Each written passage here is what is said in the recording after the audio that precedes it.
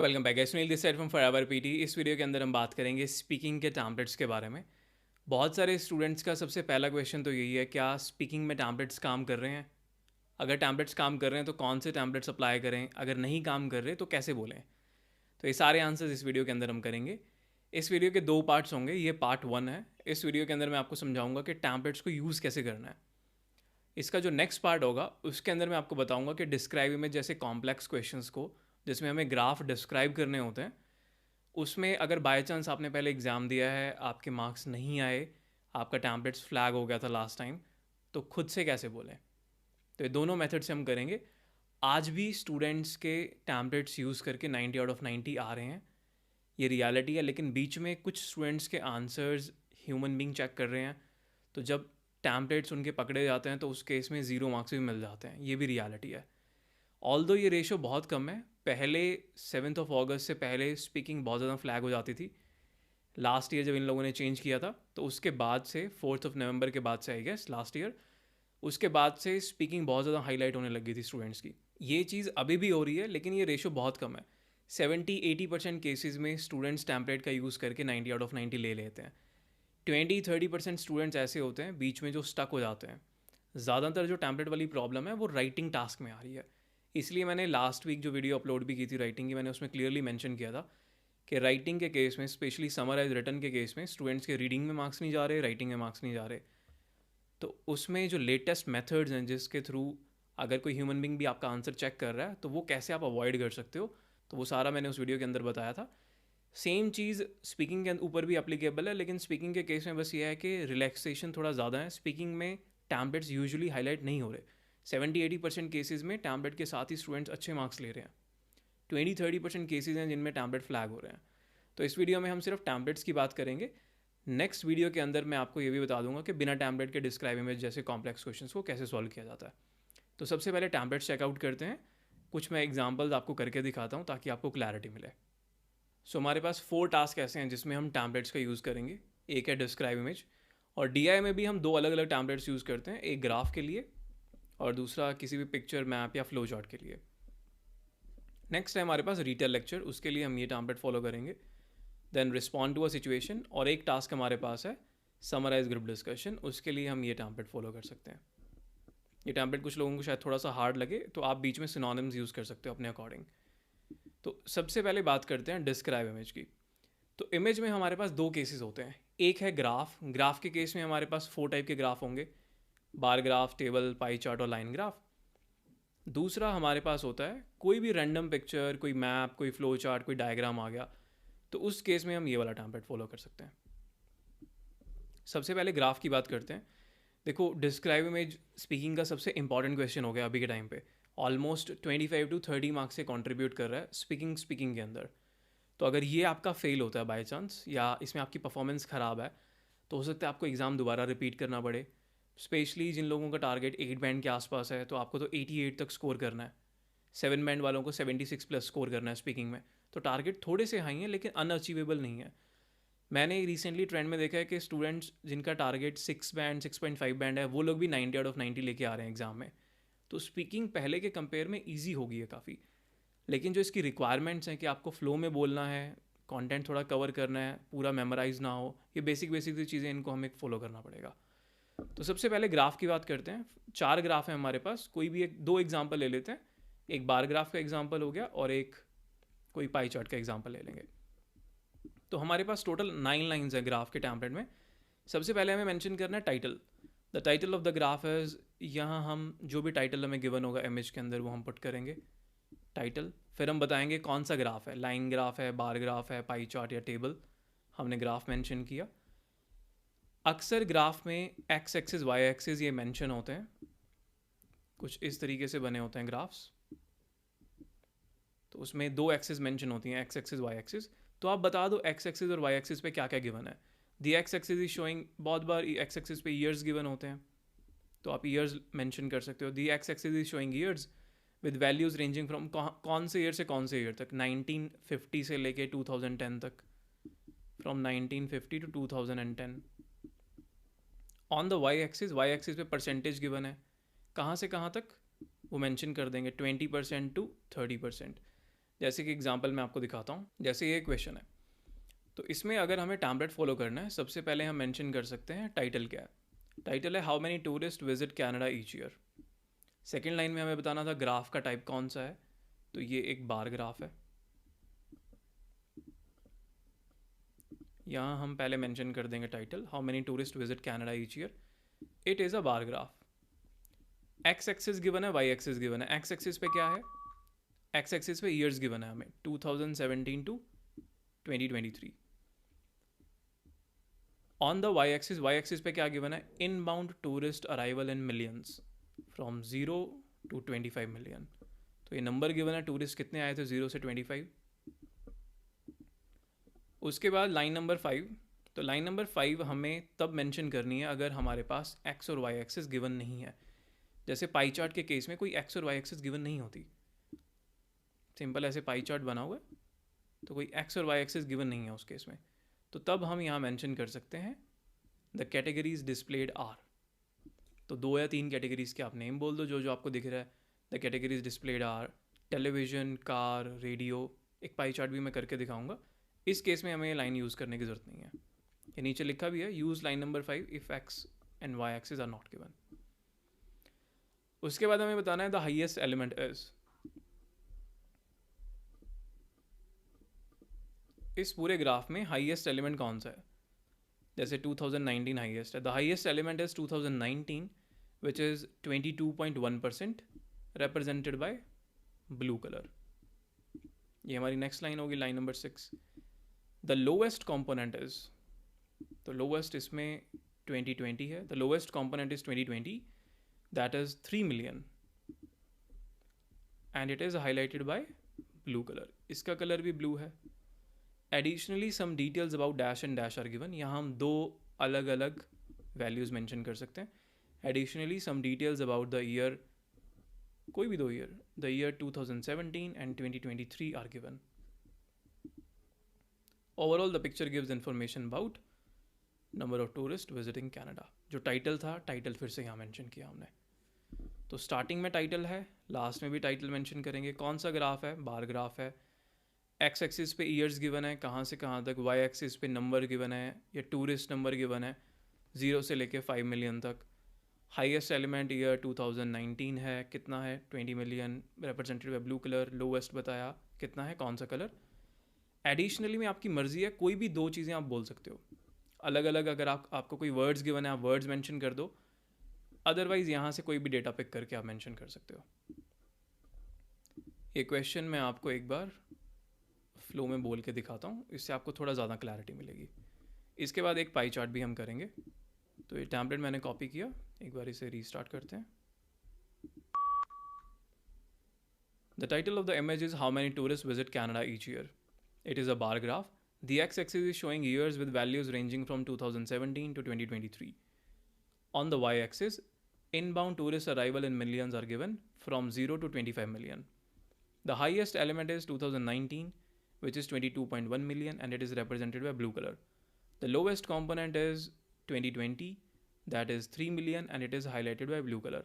Additionally, some details about year 2017 and 2023 are given. Overall, the picture gives information about how many tourists visit Canada each year. Stop and submit. एक बार इसे check भी करा लेते हैं।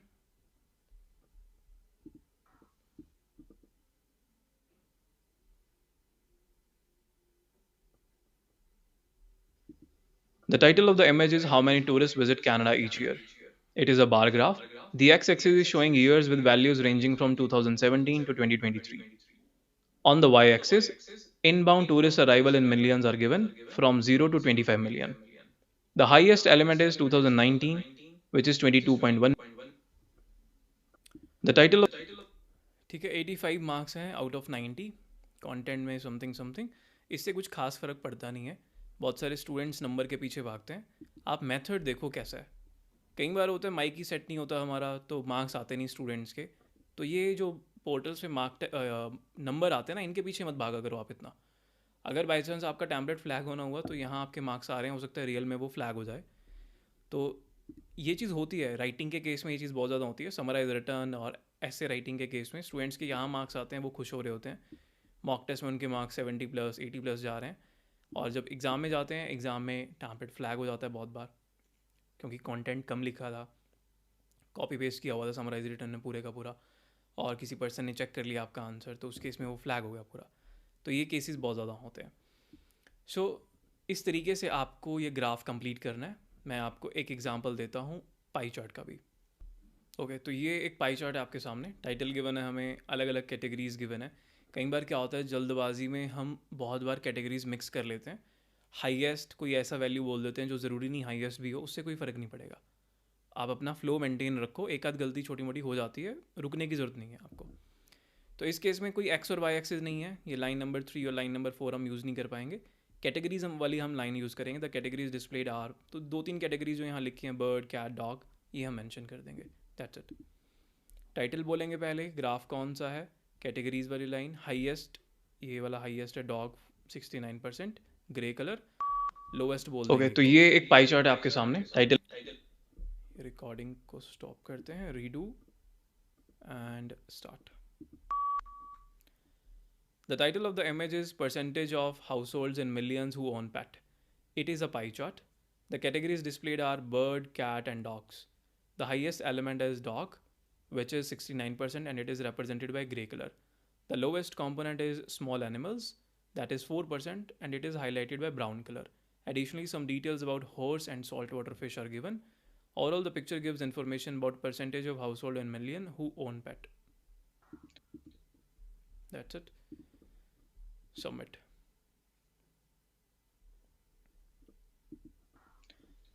The title of the image is percentage of households in millions who own pet. It is a pie chart. The categories displayed are bird, cat, and dogs. The highest element is dog, which is 69%, and it is represented by gray color. The lowest component is small animals, that is 4%, and it is highlighted by brown color. Additionally, some details about horse and saltwater fish are given. The title of the image is ठीक है, that's it. Again 85। ये marks बस आपकी satisfaction के लिए हैं, showing के template work कर रहे हैं पोर्टल्स पे भी, बट हाँ मोर इम्पॉर्टेंटली ये रियल एग्जाम में वर्क कर रहे हैं।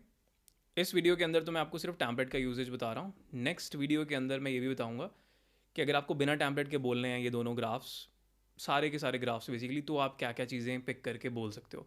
मैं एक छोटा सा PDF भी आपको प्रोवाइड कर दूंगा, उसमें कुछ लाइन्स होंगी, अगर आप उनको या उन सैम्पल्स को रीड कर लेते हो तो आपको नई लाइन्स क्रिएट करना भी आ जाएगा। तो किसी भी ग्राफ के क्वेश्चन में ये टैम्पलेट आप फॉलो करोगे। 9 लाइन्स गिवन है, इसमें से हमें 7 या 8 लाइन्स ही यूज़ करनी है। देन अगर हमारे पास कोई पिक्चर आती है, कोई फ्लो चार्ट आ गया, कोई मैप आ गया, कोई डायग्राम, कोई प्रोसेस, कोई भी रैंडम इमेज, आपको पता नहीं चल रहा कि इसे किस कैटेगरी में डालें, ग्राफ है नहीं है, आप उस केस में ये टैम्पलेट फॉलो कर सकते हो। हमारे पास 7 लाइन्स हैं। द पिक्चर रिप्रेजेंट्स, एक कीवर्ड आप बोल दो, कोई टाइटल अगर गिवन है बाई चांस वहाँ, तो टाइटल यूज़ कर लो। टाइटल नहीं गिवन है तो पिक्चर को देख के जो भी आपको लग रहा है आप वो मेंशन कर सकते हो। There are various aspect such as dash, dash and dash, यहाँ फिर से हम कीवर्ड्स यूज़ करेंगे, या अगर कुछ लाइन्स उन्होंने दी हुई हैं बाई चांस तो हम वो यूज़ कर सकते हैं। Firstly it indicates, again keywords, हर एक में हम कीवर्ड ही पुट करेंगे। डैश लेफ्ट साइड पे है, dash is on the right side. Additionally, it depicts information about dash and dash. Dash is shown by dash color. कोई भी एक कीवर्ड, उसका कलर ये है, dash is highlighted by dash colour. कई बार क्या होता है जल्दबाजी में हम कलर्स भी मिक्स कर देते हैं, उसका भी कोई इशू नहीं है। अगर कलर थोड़े बहुत बीच में मिक्स हो भी गए, आप अपना फ्लो मेंटेन रखो, कोई प्रॉब्लम नहीं है। जैसे मैं क्वेश्चन आपको दिखाता हूँ, तो जैसे ये क्वेश्चन है, अब इसमें हमें एक डायग्राम गिवन है, द न्यू फूड पिरामिड। 1970 का पिरामिड गिवन है, 2010 का पिरामिड गिवन है। 2010 में ये सिर्फ 3 लेयर्स हैं, 1970 में 4 लेयर्स थी। तो आइडियली तो हमें खुद से कंपैरिजन करना था इनका, बट हम टैम्पलेट फॉलो कर रहे हैं। टैम्पलेट मैंने यहाँ पेस्ट किया, एग्ज़ाम में आपको मेमोराइज ही करना पड़ेगा, एंड ये टैम्पलेट हम यूज़ करेंगे। तो अब यहाँ हम टाइटल बोल सकते हैं, the picture represents the new food pyramid. First line में हमारे पास टाइटल आ गया। There are various aspect such as dash dash dash, यहाँ हम वो सारे कीवर्ड जो जो हमें यहाँ दिख रहे हैं वो हम मेंशन कर सकते हैं।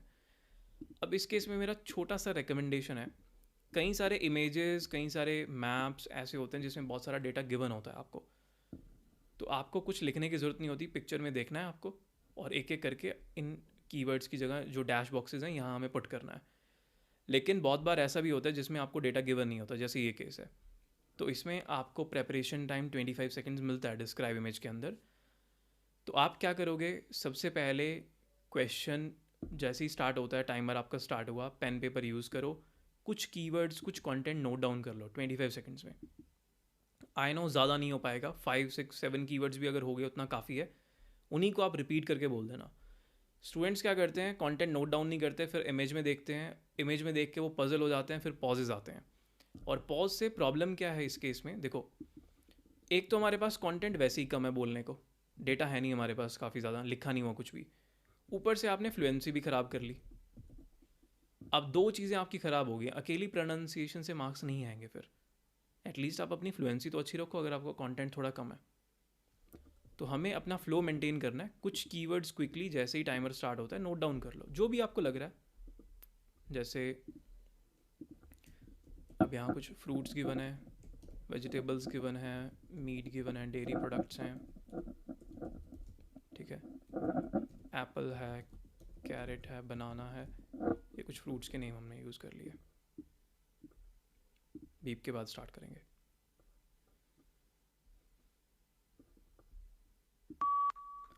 The picture represents new food pyramid. There are various aspects such as fruit, vegetable, and meat.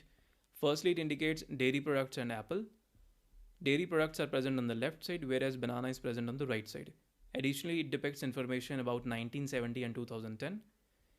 Apple is shown by red color, banana is shown by yellow color. Overall, the image provides a comprehensive overview of new food pyramid. Stop. Submit.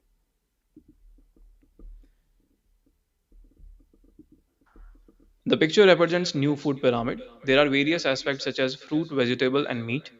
Firstly, it indicates dairy products and apple. Dairy products are present on the left side, whereas banana is present on the right side. Additionally, it depicts information about 1970 and 2010.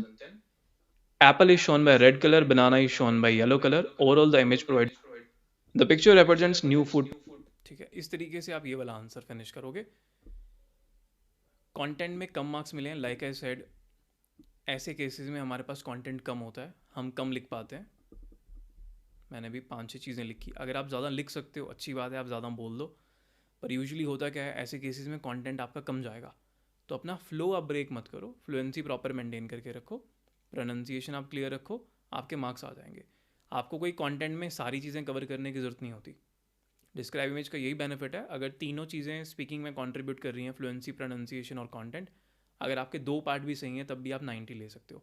Third part अगर थोड़ा बहुत कम भी है, जैसे अगर आप खुद से बोलते तो आपकी फ्लुएंसी थोड़ा कम होती, कंटेंट और प्रोनाउंसिएशन सही रहता तब भी 90 आ जाते। अब अगर हम टैम्पलेट फॉलो कर रहे हैं, कंटेंट कम है तो फ्लुएंसी अच्छी है, तब भी 90 आ जाएंगे। सो इस तरीके से आपको, एक तो ये वाला क्वेश्चन हो गया, थोड़ा बहुत कंटेंट इसमें गिवन था, एक जैसे ये है, इसमें भी कुछ स्टेप्स लिखे हुए हैं, सेम मेथड इसमें भी फॉलो करोगे आप। कई क्वेश्चन ऐसे भी होते हैं जिसमें कुछ भी गिवन नहीं होता, जैसे ये है फॉर एग्जांपल केमिकल एक्सपेरिमेंट, ये ऑलरेडी कई बार आया भी हुआ है एग्जाम में। तो ऐसे केसेस में पहले आप कीवर्ड्स नोट डाउन करोगे थोड़े बहुत, क्विकली मैं करके दिखाता हूँ आपको, रीडू दिस, जो जो आपको दिख रहा है, chemical experiment, lab, professor, student, beaker, liquid, flask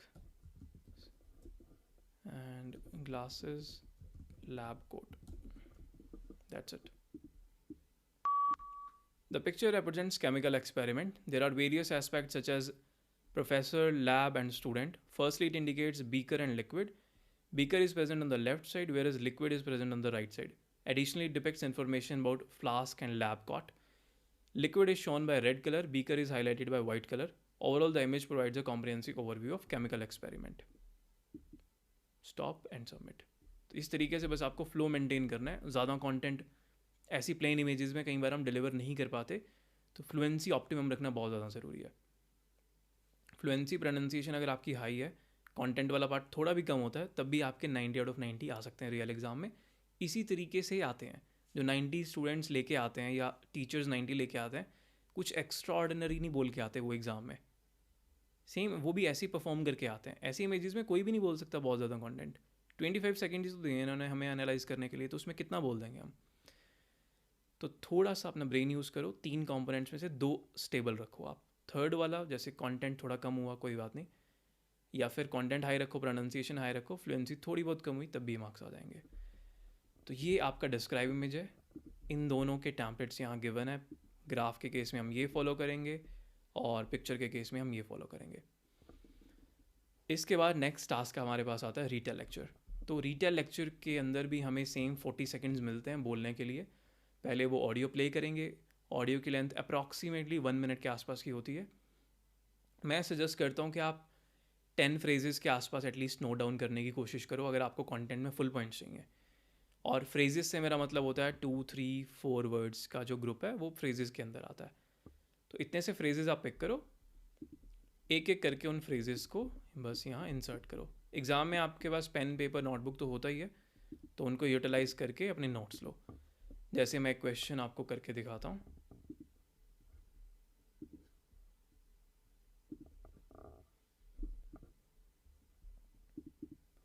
let's say ये क्वेश्चन है सस्टेनेबल बिजनेस, 1 मिनट 13 सेकेंड की ऑडियो है। मैं नोट्स यहाँ आपके सामने ही प्रिपेयर कर रहा हूँ। रियल एग्ज़ाम में ऐसे नोट्स प्रिपेयर करने का कोई ऑप्शन नहीं होगा आपके पास। आपको पेन पेपर के थ्रू ही या मार्कर मिलेगा, आपको शीट मिलेगी, उसी के थ्रू आपको नोट्स प्रिपेयर करने पड़ेंगे। तो एक बार स्टार्ट करते हैं।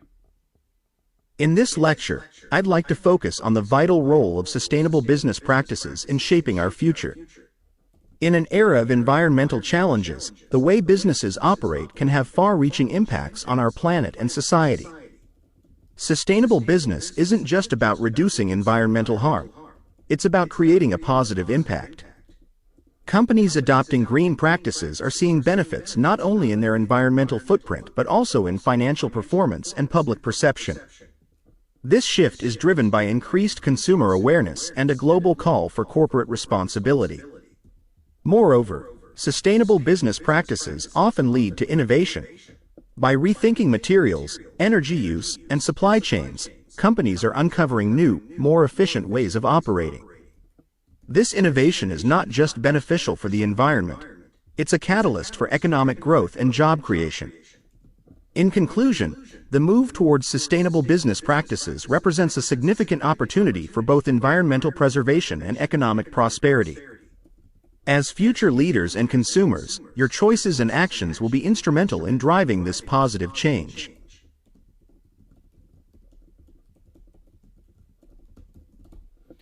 तो ऐसे हमने फ्रेजेस नोट डाउन किए। अब इन फ्रेजेस को हमें बस इस टैम्पलेट में 1 बाय 1 पुट करना है। तो ये टैम्पलेट एक बार हम कॉपी कर लेते हैं। ओके, तो ये हमारा टैम्पलेट है, ये मैंने पेस्ट किया। एक बार दोबारा स्टार्ट करते हैं। ये हमारे नोट्स है, तो 1 बाय 1 करके हमें इन्हें पुट करना है बस। जैसे ये फर्स्ट लाइन है, the lecture highlights the vital role of business. एक फ्रेज हमने पुट किया, फर्स्टली द स्पीकर एक्सप्लेन, फिर नेक्स्ट फ्रेज। तो 1 बाय 1 ऐसे करेंगे। Start.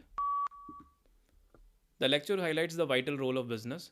Firstly, the speaker explained environmental challenges and far-reaching impacts. The primary focus was on the sustainable business in the form of environmental harm. Later, the speaker told about companies adapting the public perception. Additionally, some details about the increased consumer awareness, which may often lead to innovation, was given.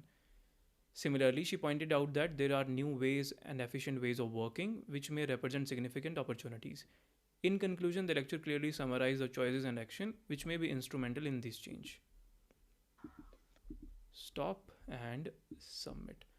तो इस तरीके से आपको retail lecture perform करना है real exam के अंदर भी। एक बार मैं आपको स्कोर्स भी दिखा देता हूँ। The lecture highlights the vital role of business. Firstly, the speaker explained environmental challenges and far-reaching impacts. The primary focus was on the sustainable business in the form of environmental harm. Later, the speaker told about companies adapting the public perception. Additionally, some details about the increased consumer awareness, which may often lead to innovation, was given. Similarly, she pointed out that there are new ways and efficient ways of working, which may represent. The lecture highlights the vital role. Okay, perfect. 82 out of 90 बने। तो आपको flow अपना maintain रखना है इस task के अंदर। Reason जो कंटेंट है उसके मार्क्स आपके लिसनिंग में चले जाएंगे। फ्लुएंसी प्रोनाउंसिएशन सिर्फ 2 कंपोनेंट्स बचेंगे हमारे पास स्पीकिंग के मार्क्स कंट्रीब्यूट करने के लिए।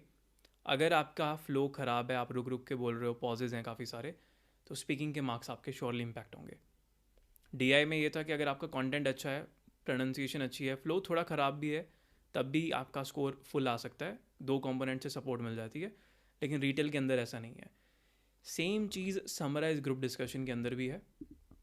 समराइज ग्रुप डिस्कशन के अंदर बस हम ये टैम्पलेट फॉलो करेंगे।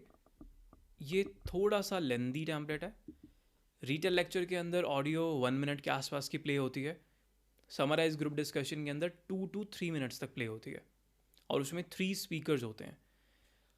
अब उसमें भी हमें नोट्स लेने हैं, सेम ऐसे ही जैसे ये हमने नोट्स प्रिपेयर किए हैं, सेम इसी तरीके से हमें नोट्स उसके अंदर भी प्रिपेयर करने हैं। अब उसमें नोट्स प्रिपेयर करने के 2 मेथड्स हैं हमारे पास। या तो हम समराइज ग्रुप डिस्कशन के अंदर 3 स्पीकर्स होंगे, तो स्पीकर 1 ने क्या बोला आप वो नोट डाउन कर लो पहले, स्पीकर 2 ने क्या बोला उसको अलग से नोट डाउन करो, स्पीकर 3 क्या बोल रहा है वो अलग से नोट डाउन करो। लेकिन ये थोड़ा सा कॉम्प्लेक्स हो जाता है एग्ज़ाम के पॉइंट ऑफ व्यू से भी। अगर आप टैम्पलेट फॉलो कर रहे हो, आप टैम्पलेट इसीलिए फॉलो कर रहे हो ताकि आपको थोड़ा सा आसानी रहे बोलने में, और ऊपर से फिर अलग अलग स्पीकर्स के सुन के नोट्स लिखना ये और ज़्यादा कॉम्प्लेक्स हो जाएगा। मेरा सिंपल सजेशन क्या है, अगर आप टैम्पलेट फॉलो कर रहे हो आप मिक्स कर लो। जैसे हम रिटेल लेक्चर के अंदर कौन सा पर्सन क्या बोल रहा है, एक ही पर्सन होता है रिटेल में, तो ग्रुप डिस्कशन के अंदर 3 अलग अलग स्पीकर्स होंगे, तो कौन से पर्सन ने क्या बोला मिक्स करके लिख लो। उसे अलग अलग करने की ज़रूरत नहीं है। अगर आप कर सकते हो, आपको पता चल रहा है तीनों स्पीकर्स में डिफरेंस क्या है, तो आप अलग अलग लिख लो। यहाँ टैम्पलेट के अंदर क्लियरली मैंशनड है फर्स्ट स्पीकर का पॉइंट, सेकंड स्पीकर का पॉइंट और यहाँ थर्ड स्पीकर का। तो अगर आपको अलग अलग स्पीकर्स क्या बोल रहे थे आपको पता चल रहा है, तो इसमें आप मेंशन करते जाओ, तीनों का हाईलाइट कर दो। अगर आपको नहीं पता चलता, आप एक साथ जैसे हमने रिटेल लेक्चर परफॉर्म किया, आप वैसे ही एक साथ मिक्स करके इनको बोल दो, तब भी आपके मार्क्स आ जाएंगे टैम्पलेट में। ये क्वेश्चन भी मैं आपको एक बार करके दिखाता हूँ। Summarise group discussion real exam के अंदर हमारे पास 2 to 3 क्वेश्चन आएंगे और 15 to 20 मार्क्स ये आपके स्पीकिंग और लिसनिंग के अंदर कंट्रीब्यूट करते हैं, दोनों तीनों क्वेश्चंस। तो ये इंपॉर्टेंट टास्क है, इसके अंदर भी हमें कंटेंट अच्छे से पिक करना है। जैसे क्वेश्चन है कोई भी एक रैंडम क्वेश्चन ले लेते हैं।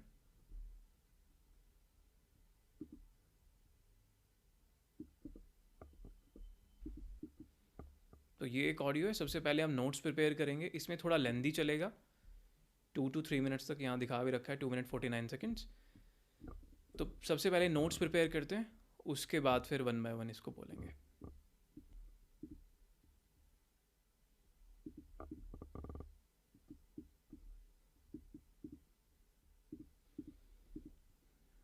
Let's start. 3 undergraduates are discussing if the school should offer elective credits to students who participate in faculty-led research projects. Did you see the email from the academic office? They're asking for opinions on giving elective credits for research projects. I'm all for it. I've been wanting to join Dr. Lee's biology lab, but between core classes and my part-time job, I can't spare time without credit. This way, I get to learn hands-on skills. Wait, that sounds problematic. Not all students have the skills for research. What if someone joins just for credits and slacks off? Last semester, my roommate tried a research project and quit after 2 weeks because she couldn't handle data analysis. Also, faculty already have tight schedules. Adding more undergraduates might make them spend less time on teaching. And what about students who don't want to do research? The school can make it a voluntary elective. No pressure for students who aren't interested. For skill gaps, offer a 2-week pre-research workshop on basics like data entry and literature review, and limit the number of undergraduates per project, max 3 students per faculty member, so professors don't get overwhelmed. That way, serious students benefit, and faculty aren't overburdened. Voluntary workshops are perfect. I'd definitely take the workshop. I need to brush up on data tools anyway. My cousin's school does this, and she said the small student limit made the professor give her one-on-one feedback. It's not just about credit. It's real learning. But how do we make sure students don't just coast for credits? What if they skip lab meetings but still get credit? And workshops take time. Will that add to students' workloads? Add a check-in system. Students submit a short monthly report to the faculty, and only those with 80% attendance at lab meetings get full credit. For workshops, schedule them on weekends or evenings, so they don't conflict with regular classes. It's a small time investment for long-term skills.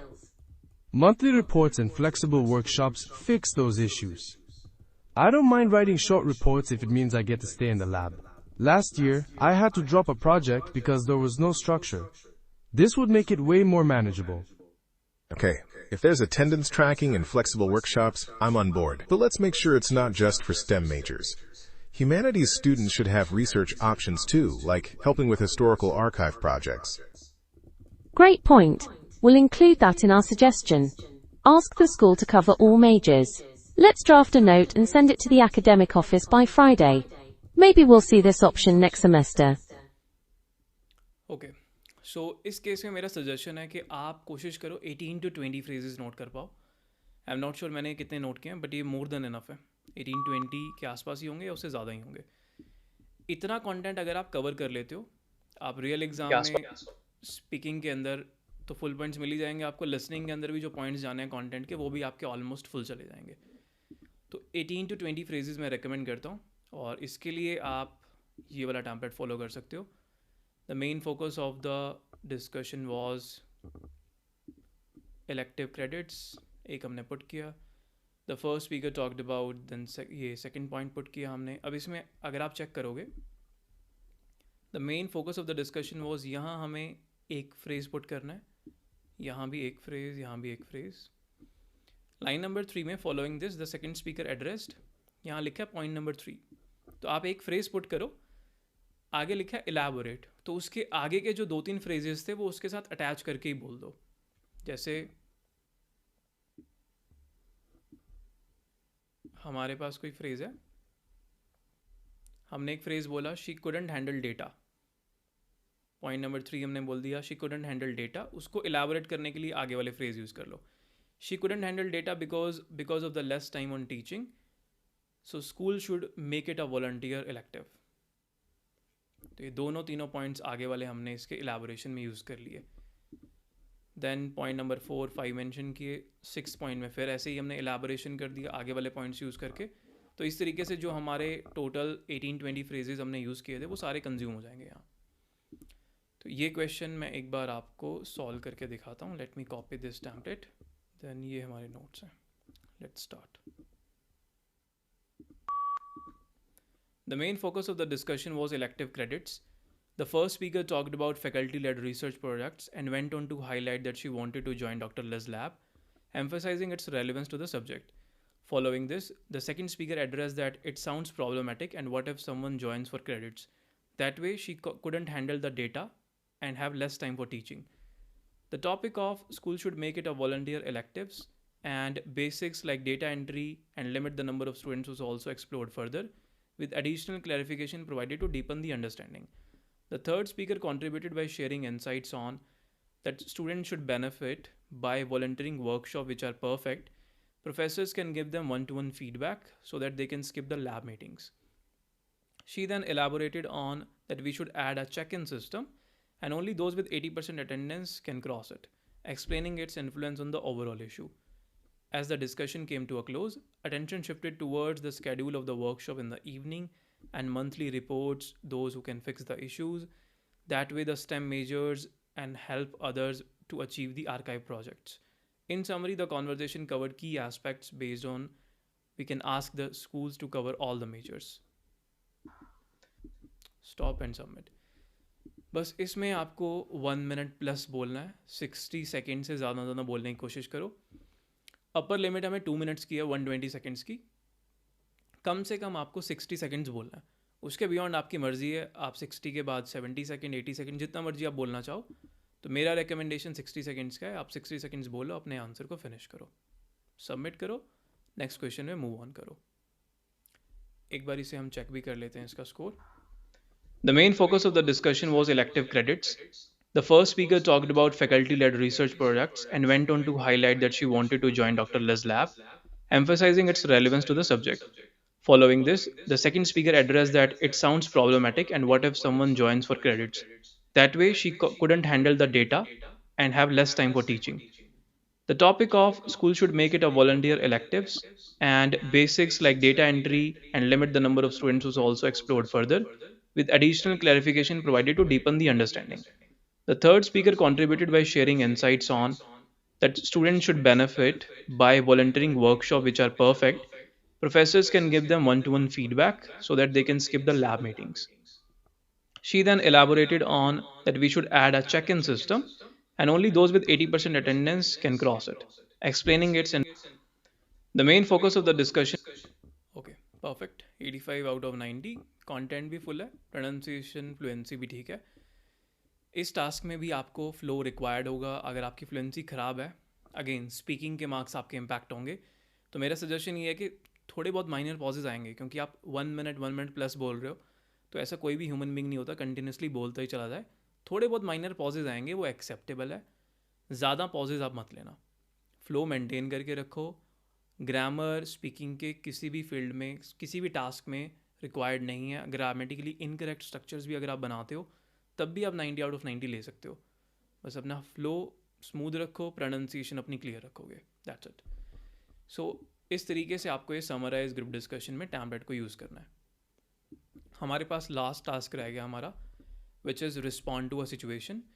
तो इसके अंदर हमें एक situation दी जाती है, वो situation बोल के बताते भी हैं. हमारे पास उसके बाद 10 सेकेंड्स होते हैं सोचने के लिए उस सिचुएशन के बारे में, और उसके बाद 40 सेकेंड्स होते हैं उस सिचुएशन का रिस्पॉन्स सबमिट करने के लिए. तो अगेन आपके पास दो मेथड हैं, या तो आप खुद से उस सिचुएशन का आंसर सोच के बना दो, या फिर आप टैम्पलेट फॉलो कर सकते हो जो यहाँ मैंशनड है. ये क्वेश्चन भी मैं आपको एक बार सॉल्व करके दिखाता हूँ. जैसे ये हमारे पास क्वेश्चन है, स्टेटमेंट इसमें हम हमेशा स्टैंडर्ड आती है यही, listen to and read the description, you will have 10 seconds to think of an answer, then you will hear a beep sound and after the beep you will have 40 seconds to submit your response. अब इन्होंने question हमें क्या दिया है, तो ये audio ये लोग पहले प्ले भी करते हैं. जैसे मैं एक बार स्टार्ट करता हूँ. You forgot to bring the keys to your dorm and the door is locked so you can't get in. You need to call the school management team and ask them to solve this problem. What should you say? अब इसके बाद timer फिर से on हुआ, 10 seconds हैं. 10 seconds के बाद beep आएगी. बीप के बाद हमें अपना रिस्पॉन्स 40 सेकेंड्स में सबमिट करना है. जैसे ये जो बीप साउंड आई है, अब हमें इसमें 20 सेकेंड्स मेरा रिकमेंडेशन है कि आप कम से कम 20 सेकेंड्स बोलो, हाफ बेसिकली. सेम ये रिकमेंडेशन मेरा समराइज ग्रुप डिस्कशन में भी था. 2 मिनट्स हैं, 1 मिनट तक तो बोलो आप एटलीस्ट. 2 मिनट 20 सेकेंड्स के बियॉन्ड आपकी मर्जी है. 20 25 30 सेकेंड्स आप बोल दो, सबमिट करो, नेक्स्ट पे मूव ऑन करो. अब इसमें आप टैम्पलेट कैसे यूज़ करोगे, ये टेक्स्ट आपको स्क्रीन पे लिखा हुआ भी दिखेगा और वो लोग प्ले भी करेंगे ऑडियो. तो इसमें सबसे पहले मैं आपको टैम्पलेट दिखाता हूँ. एक बार क्वेश्चन भी समझ लेते हैं. क्वेश्चन है, you forgot to bring the keys to your dorm and the door is locked so you can't get in. So basically आप हॉस्टल में हो, डॉर्मेट्री में हो, आपका डोर लॉक हो गया, आपके पास कीज़ भी नहीं है, तो आप अंदर नहीं जा सकते. So you need to call the school management team. Management को आप कॉल करते हो स्कूल में जो भी है, एंड उनसे सॉल्यूशन मांगते हो इसका कि प्रॉब्लम मेरी सॉल्व करो, लॉक ब्रेक करो, या कोई मास्टर की है आपके पास तो वो प्रोवाइड करो, तो मुझे अंदर जाना है. बेसिकली ये सिचुएशन आपको दी हुई है. तो अब इसमें हम ये टैम्पलेट फॉलो करेंगे. सबसे पहले हम बोलेंगे हेलो. उसके बाद हम जिस भी पर्सन से बात कर रहे हैं, जैसे अभी हम स्कूल मैनेजमेंट से बात कर रहे हैं, तो हम सीधा बोल सकते हैं हेलो स्कूल मैनेजमेंट, या हेलो सर कह के आप रेफ़र कर सकते हो. हेलो सर, हेलो मैम, अगर आपको पता नहीं वो कौन है सामने. Hello sir, I would like to discuss dash and dash with you. तो ये जो डैश बॉक्सेस हैं, इनमें आप इंसर्ट करोगे क्वेश्चन में से कुछ वर्ड्स पिक करके. I would like to discuss the keys to my dorm and the door is locked with you. ये फ्रेजेस आपने पुट किए यहाँ. I also want to mention that I need your help, या I also want to mention that I can't get in, so I need the school management team's help to solve the problem. Then third और fourth line में आप थोड़ा सा अपना content add करने की कोशिश करो. Moreover, our attention should be directed towards unlocking the door with a master key or breaking the door. So can you please tell me how can I unlock the door with the help of a master key? Looking forward to your response. कुछ keywords आपको अपने use करने हैं, थोड़ा बहुत content आप line number 3 और 4 में अपनी तरफ से ऐड कर दो. जैसे ये क्वेश्चन मैं आपको करके दिखाता हूँ. ओके, सो ये टेम्पलेट है और ये क्वेश्चन है. एक बार स्टार्ट करते हैं. फर्स्ट 2 लाइन में यहीं से हम कीवर्ड्स पिक करेंगे और लास्ट की 2 लाइंस में हम अपने क्रिएट कर लेंगे. ग्रामर की टेंशन मत लेना, यहाँ ग्रामर मैटर नहीं करता.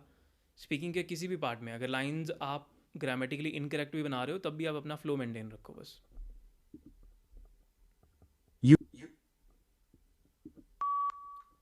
Hello sir, I would like to discuss that my door is locked and I can't get in.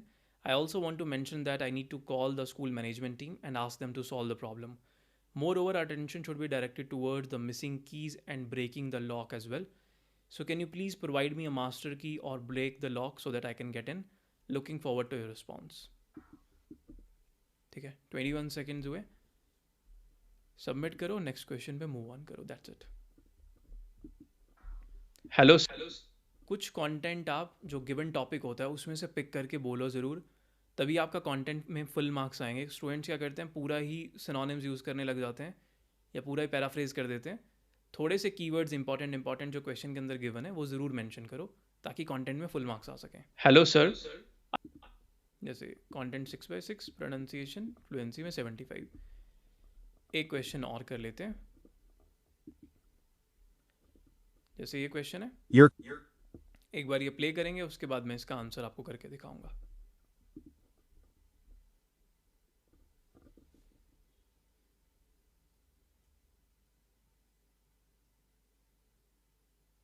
Your classmate's leg is injured, but he needs to return books to the library. You are planning to help him by returning the books. What would you say to him?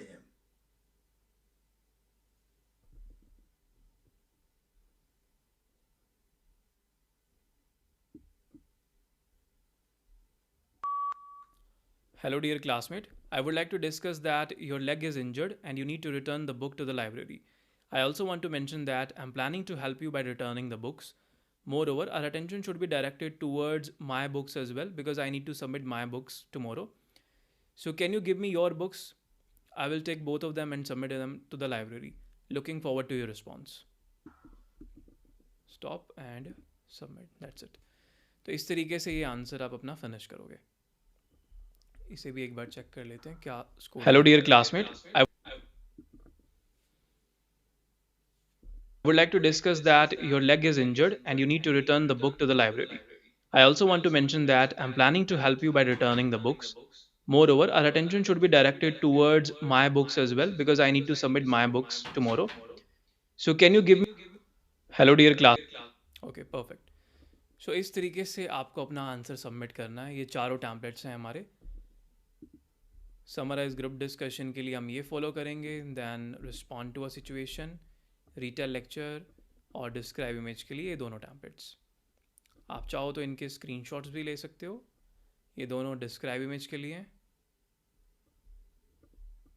And ये retell lecture plus respond to a situation. इनका एक PDF मैं नीचे link में attach भी करवा दूंगा, आपको इस वीडियो के डिस्क्रिप्शन में मिल जाएगा. और ये टैम्पलेट हम समराइज ग्रुप डिस्कशन के केस में यूज़ करेंगे. सो ये वीडियो हम यहीं पे एंड करते हैं. अगर आपको कोई भी डाउट्स हैं इनके रिगार्डिंग, मैं एक वीडियो और पोस्ट करूँगा जल्दी. उसमें मैं बताऊँगा कि डिस्क्राइब इमेज में आप बिना टैम्पलेट के कैसे बोल सकते हो, ग्राफ को कैसे इलेबोरेट किया जा सकता है बिना टैम्पलेट के. कुछ स्टूडेंट्स के आंसर्स बीच में फ्लैग हो जाते हैं और अगर एक बार आपका स्पीकिंग में आंसर फ्लैग हो गया, मोस्ट लाइकली वो दोबारा फिर से होगा. आप चाहे टैम्पलेट चेंज कर लो, कोई नया टैम्पलेट यूज़ कर लो, तब भी होगा. तो उस केस में स्टूडेंट्स को खुद से ही बोलना पड़ता है. तो जब आप खुद से अपना आंसर करने वाले हो तो किन किन चीज़ों का ध्यान रखो, कैसे हमें थोड़ा सा वेरिएशन लेके आनी है ताकि सिस्टम कैच ना कर पाए दोबारा. तो ये हम नेक्स्ट वीडियो के अंदर देखेंगे. Alright, thank you so much. I will see you in the next video.